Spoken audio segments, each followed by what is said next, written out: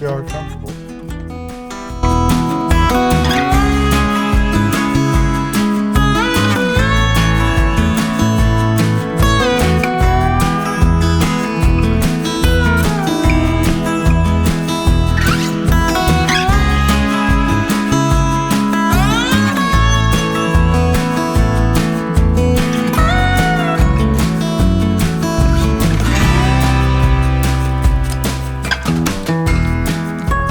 Let's ramble.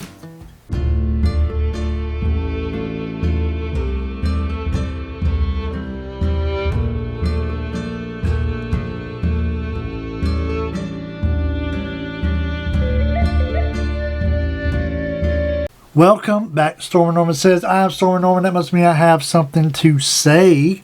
And I do, because it's Ramble-thon time. And y'all saw the list. It is quite ridiculous. It's funny, for like 2 weeks. So like, I'll finish this one, and then we'll go into October. And for like the first 2 weeks of October, I'll be like, man, I don't have nothing to talk about in the Ramble-thon. And then we just get closer and closer to it, and then boom, all of a sudden I'm like, all kinds of stuff. Y'all help me out a lot though, with y'all's questions and feedback and whatnot. We got some follow-up to do on the list here, that without that follow-up it'd be a lot shorter of a list. Anyway, if you're new here, Ramble-thon, we started this back in December. The reason we started it in December was because the year was coming to an end, and I didn't have enough time to make videos for all the things I wanted to get in before the year ended, so I just did one big video and shoved them all into one video. We called it a Ramble-thon.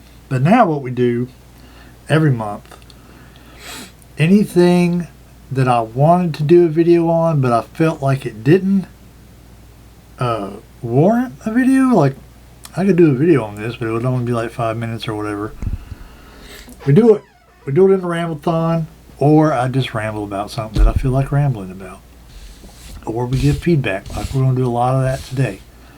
But the first thing we're going to do is be proactive. Actually, this is the opposite of proactive. I should have already gone to this website and had it up so we could talk about my new planner. Because I did a members only unboxing. I think that's what we're going to do going forward, is unboxing videos for the members.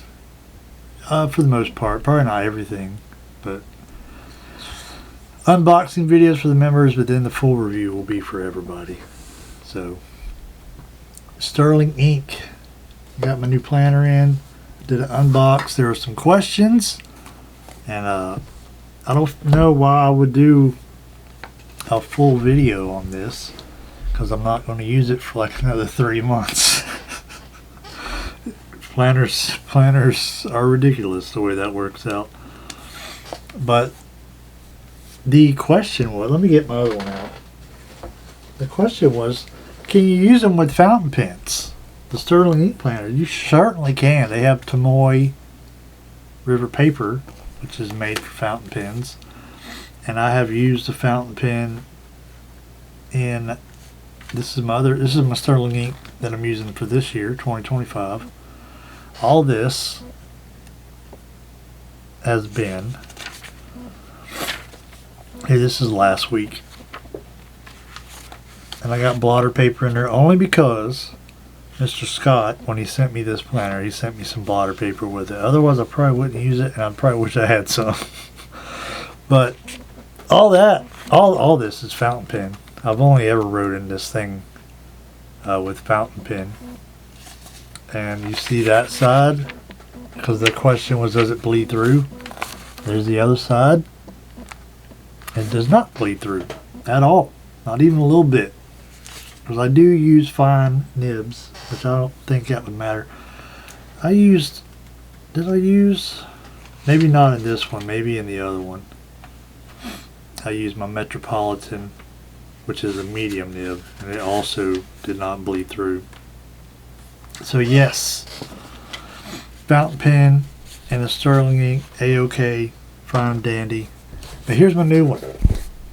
Oh, did I put that in the closet? Probably did. So my other one is two-parter. The one I'm using this year is a two-parter. So it's thin, like a traveler's notebook insert. This one is not. This is the whole jam. The whole mammy jammy in one book. And I got it in gray tweed because why would you not? Why would you not get that? Unless you're like a girl. And then you want some like pink or purple or something. Let me find this. It's probably sold out. What is this called? Common Planner? What size is this? N1? I think. I think it was on the second page.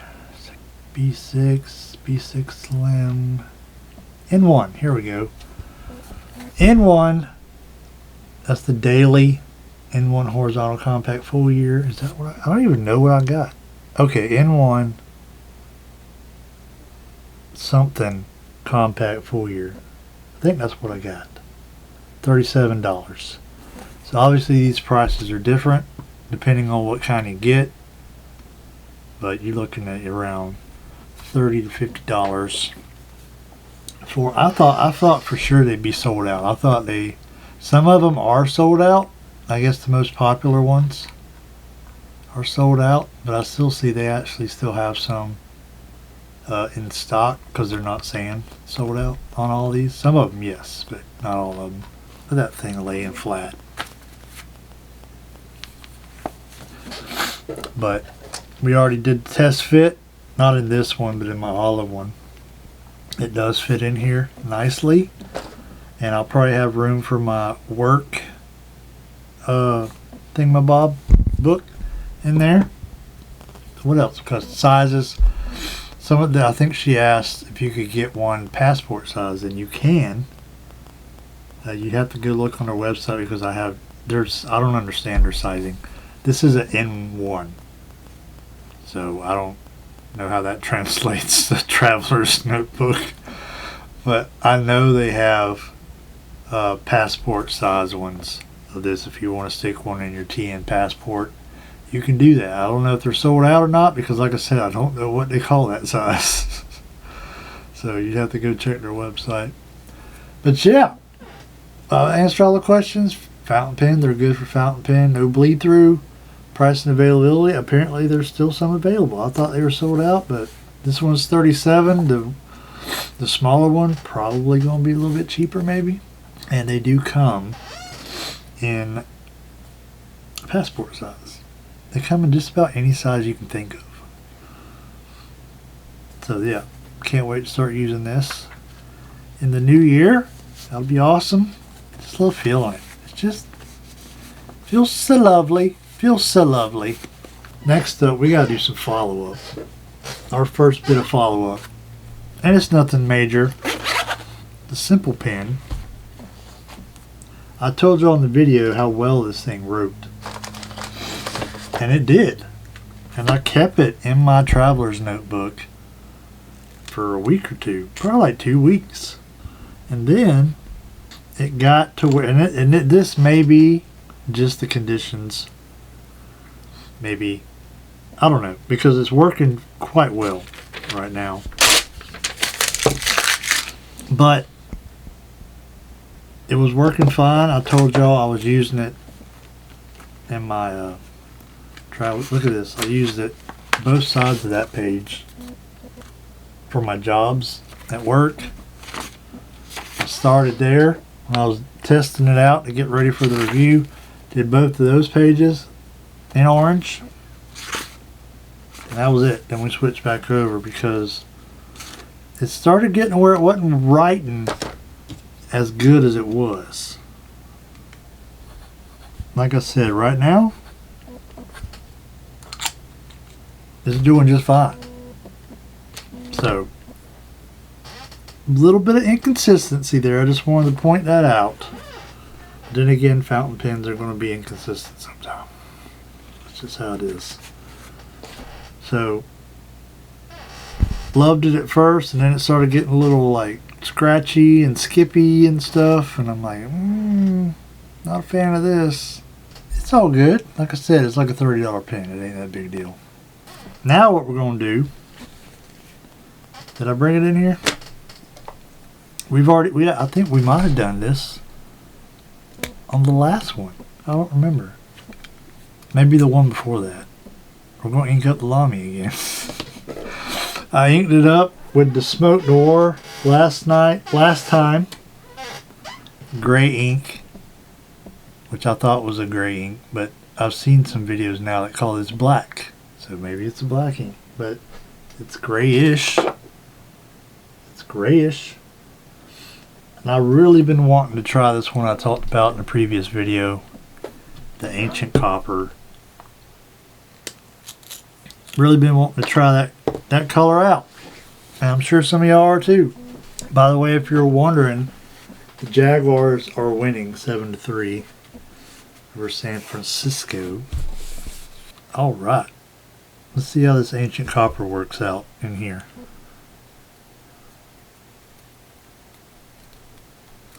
I cleaned this earlier this week and it sat in the bathroom 2 or 3 days drying, so it should be good and dry.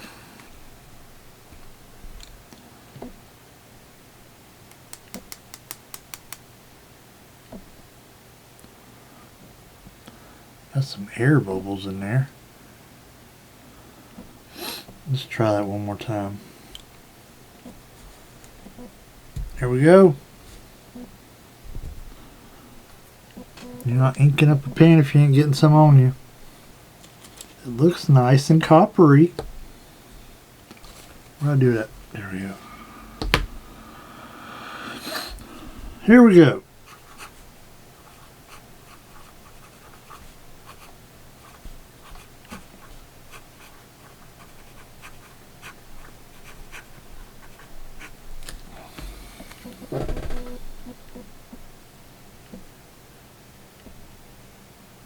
It's like a, what's a good word for it? Rust? Rust color, like a burgundy, kinda.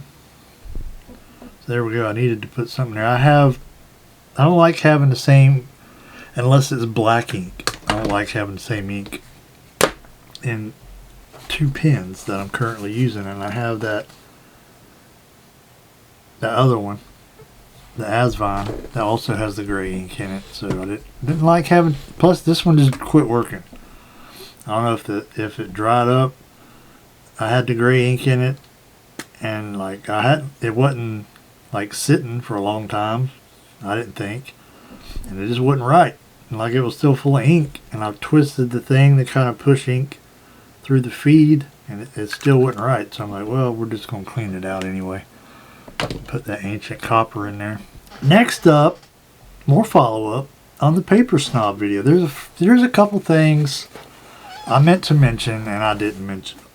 Like, I mentioned one, but I didn't actually follow through and tell y'all, you know, if you're not a fountain pen person, why is paper such a big deal between a fountain pen and a ballpoint, and most other pens, ballpoint, roller ball, gel pen. Notice a theme. They have a ball in them. So as you're writing on the page, that ball is turning inside. Not that I can show you because they're so small, but there's a ball in there. This is a roller ball, but there's a ball in there, and the ink comes down onto the ball. And as the ball rolls around on the page, it takes the ink and puts it on the paper from the ball. If that makes any sense to you. That's about as good as I can probably explain it. So as you're using this, like I said, the ball is rolling across the page. Fountain pen don't do that. That's not a good example. I need something with a silver nib. And you see the tip of the fountain pen. It's rounded to an extent. And it's 2 tines. Y'all fountain pen gurus, feel free in the comments. Correct me if I'm wrong. There's 2 tines. You see the. Let's not use my nasty fingernail. The line right there. That's the split, and the nib is 2 tines that come together at the top. and make a little rounded jigger. Nib, tip of your nib, the part that touches the paper. Okay, it does not roll. There's no ball there that's rolling across the page. The actual thing, it's like scratching, except it's not scratching because the ink is coming down and getting on it. And it's, I mean, I don't got a better way to explain it to you. It doesn't roll. It's stationary. Whereas a roller ball or a gel or a ballpoint is rolling across the page. That's not. That's why paper is a concern. Because the paper doesn't have to be any certain quality for a ball to roll across it. And that's why most recycled papers are not good for fountain pens, because the ink, also another thing, the ink that a fountain pen takes is not the same as the ink in a ballpoint pen. But in like a recycled paper, the ink in a fountain pen is mostly water based, and coming from the things I've learned, and it's recycled paper, so it's taken from different sources. You don't know what's in there, you don't know how the fibers are going to react to that ink, and it could be terrible. There are some exceptions, I'm told, but for the most part, not good. Another thing that I learned recently, I was up late one night watching that's pretty much every night. I was up late one night watching videos, and I watched one from Doodlebud. I want to say it was Doodlebud. And he was doing a test of stone paper. And he was like, I've been told that stone paper is a killer for fountain pens. So he did a thing where he had a pad of stone paper and he used fountain pen until he, to see how much it wears down the nib. And I think he found it does indeed wear down your nib. Stone paper is made, however, it sounds like they put stone in it. So obviously for a pen where the tip doesn't move, doesn't articulate like a roller ball, and it's just stationary, obviously on paper made of stone, not going to be a good thing. So stone paper is another thing I should have mentioned in the video. I've not tried stone paper. Maybe you have a different experience, but I'm told stone paper is a death sentence for your nib. Now we're going to do a giveaway box update. Honestly, I'm not sure I remember what's even in here. I feel like there was another thing I was going to put in here. I can't remember what it was. Anyway, y'all might be new here. Somebody might be new here. Look at this. I've been saving all my bubble wrap so that when I do go to mail this to somebody, we'll have some bubble wrap. Here's what we got going on in here. We got these two Diamine notebooks, whatever size they call this, and the pocket size one. We did a review on them if you want to go back and watch that. We got mile liners. The pack of mile liners I bought to try them out. I really like them. I just don't use them that much, so we'll put them in here. We got this midget pen that I bought. Copper Retro 51 Tornado, that I thought I was buying like a regular size one.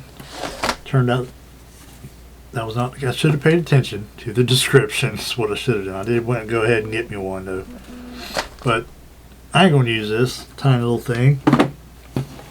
We got this pen that I did a review on. I can't remember what it's called. Oh, here's my other one. Oh, the Hongdian M2. I got the blue one. Keeping the blue one. I like the blue one. But the black one, we're going to send her your way. It's got a medium nib in here. So if you want to swap it out to a medium nib. Or it's got an extra fine nib inside of it. So there you go. And buying, if you need another kind of nib, Amazon, cheap as dirt, no problem. This we told you was going in there. I finally cleaned it so I can put it in here now. This was the Jinhao 80. Was it the 85? Little miniature one, ivory and black.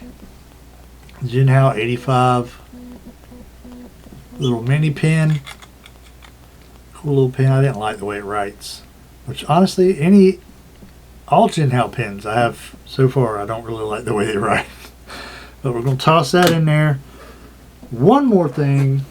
I bought this pitch black field notes. These are the big field notes. It's a 2-pack. I don't know what size this would be. 4 3/4 by 7.5. Kind of similar to an A5 size. These field notes. And we'll throw them in there too because I just don't see me using them anytime in the future. So that's the giveaway box so far. I feel like there was something. This box is falling apart. I feel like there was something else I was going to throw in there, but I don't remember what it was.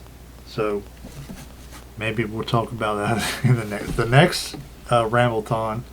The October Ramblethon is when we're going to be giving this away. So maybe I will remember what it was I was going to put in it by then. Let's talk about my YouTube channel ecosystem. You know, if we can call journals an ecosystem, I can call my YouTube channels an ecosystem. So here is my current channels that I have. You got my main channel that I started 10 years ago, Wretches and Wrenches. It initially started as the Gospel Over Gimmicks podcast. And then I got done with I got burnt out on doing the podcast. Wanted to do some automotive content, so I made it an automotive channel. Although I don't really never get a chance to post anything to it. Just don't have time to get out and work on the truck. Then I got this channel, Storm Norman Says, that I started almost 2 years ago now. And for some reason y'all like it. And you're here. And y'all know what I do here because you're here watching it right now. And then I got this channel, The Outdoor Introvert. And what happened was that was my review channel. I used to have my main channel and my second channel, which was called Storm and Norman Reviews. And I didn't really have time to post to it. I'd post to it and it was just kind of all over the place. I did all kinds of crazy reviews on that channel. Did a journaling video on that channel. Did work on my truck videos on that channel. I did all kinds of stuff on that channel. And when I went on my vacation to the mountains that I've told y'all about 100 times, I went hiking when I was up there and I fell in love with hiking. I come back home, I started researching hiking, started looking at where I could go hiking here in my area. Found some trails, went out the Saturday after Thanksgiving and hiked a trail down the street here, recorded the video, posted the video, changed the name of the channel from Storm and Norman Reviews to The Outdoor Introvert because I'm like, we're going to make a hiking channel. Except we didn't. I posted that hiking video and then a follow-up video on what stuff I took on the hike with me, and then I haven't posted another video on there in 2 years. Until last Monday. I posted a video letting everybody know there's 60 subscribers on that channel. There was 40 the last time I posted on it. So 20 people followed that channel when I wasn't posting nothing. But I posted a video last Monday letting people know, hey, I'm shutting this channel down. I'm going to shut that channel down, delete it. I went through the videos. It's like, is there any videos on here that I really want to hold on to and don't want to get rid of? And there wasn't. So I'm like, I'm just going to delete it because I got another idea.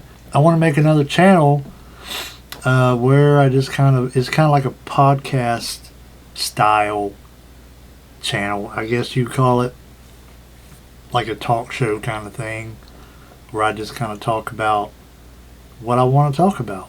like one video we might do where I just talk about the Florida Gators football team and my thoughts on that. And then we might do an episode of, I just watched the latest episode of The Walking Dead, Daryl Dixon.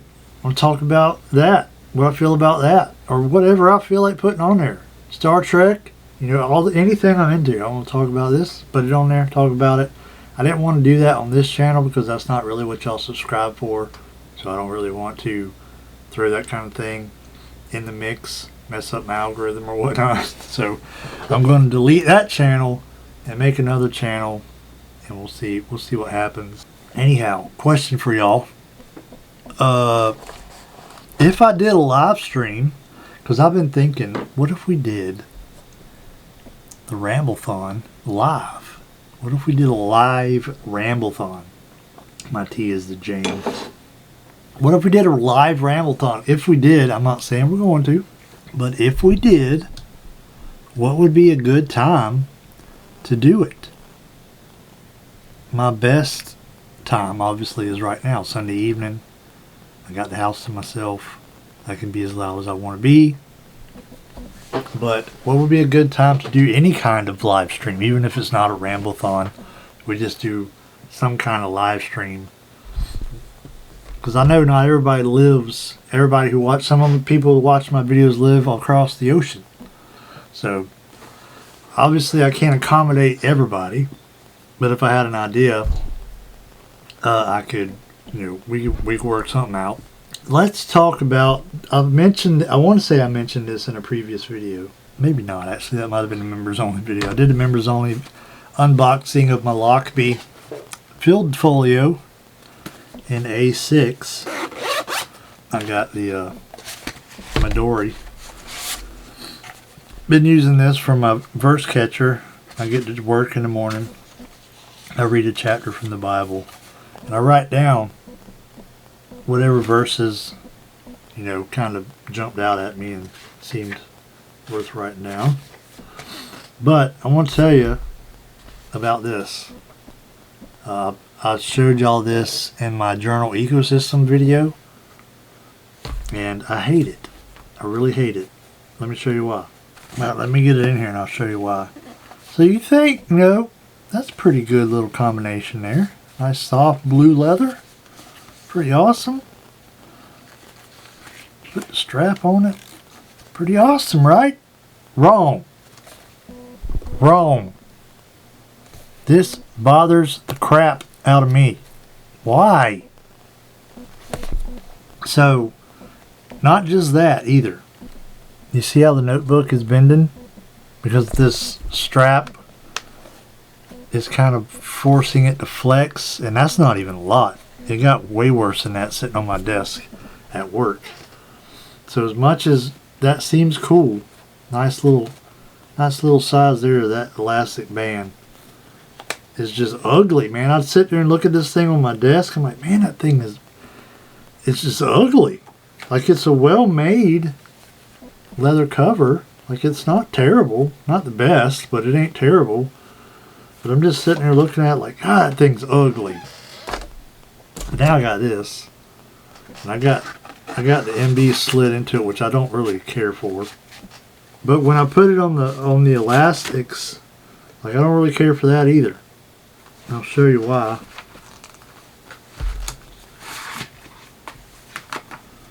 Because the way the book is designed, it doesn't really close good with that elastic in there. So it is what it is. And I like this much better. It's a lot less ugly. So we got, I forgot, got to do the channel shout out. I forgot to do the channel shout. I need to look it up because I want to make sure I get her name right. Channel shout, it's not a small channel. But I was actually watching one of her videos the other day, and I was like, I watch this channel. I like this channel. Like, I like Lila Bourne Stationery. Pretty good channel. If you ain't know what it is, Lila Bourne. It says I'm not subscribed. I could have swore I was. We are subscribed now. See some of her recent videos she did. 2026 planner you've probably never heard of. Tired of doom scrolling? Try this. Mechanical keyboard, 2026 planner giveaway. What's in my pocket notebook. Dingbat's Pro Beetle Bujo setup. So she does a lot of notebook and pen and journaling and stuff. So Lila Bjorn stationery. Hopefully that's how you pronounce it. Now I got a question for you before I hurt your ears.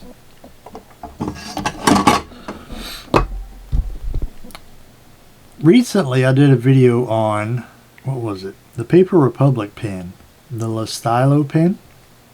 And somebody mentioned that $60 was not their budget. So that got me thinking, like, what is your budget? Like, what is a pen that you have that you think is just like the most bang for your buck? Like, because, you know, some people, they have Mont Blanc pens. And like, it's not a big deal for them to buy a Mont Blanc pen. Whereas I'm looking at the price of a Mont Blanc like, you're out of your daggone mind. But what is a pen that you have paid for? It don't matter how much it is. It could be $20, it could be $120, it don't matter. Let me know in the comments what's a pen you've picked up and you thought, this is such a good value for the money. Now the song we're going to do, how do I explain this? First of all, it's not the song I told you we were going to do last time. That song proved to be a little bit too difficult for me at the moment.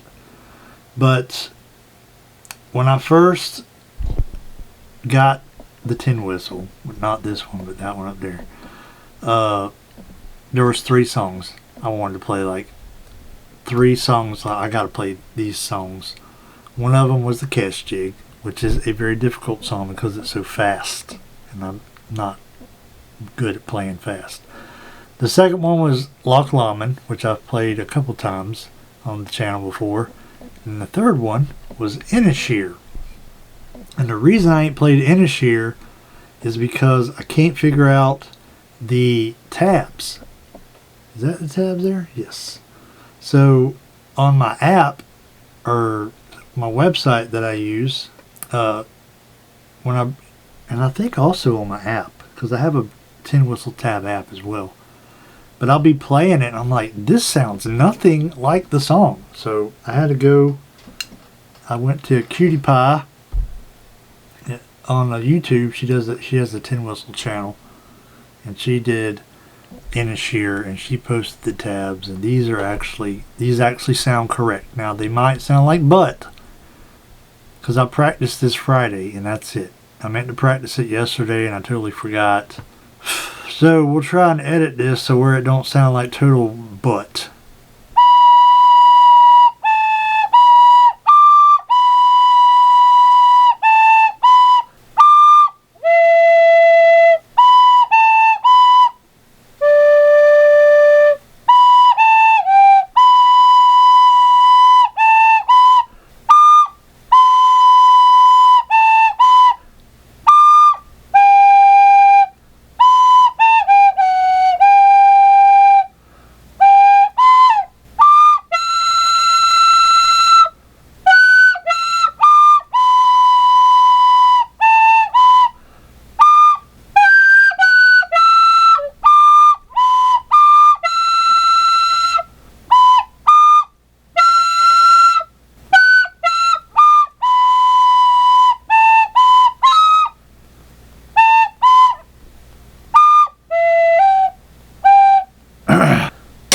Oh, heck with it. That's as much as you're going to get. I need a lot more practice on that one. It's not hard to play, but it's a whole lot going on.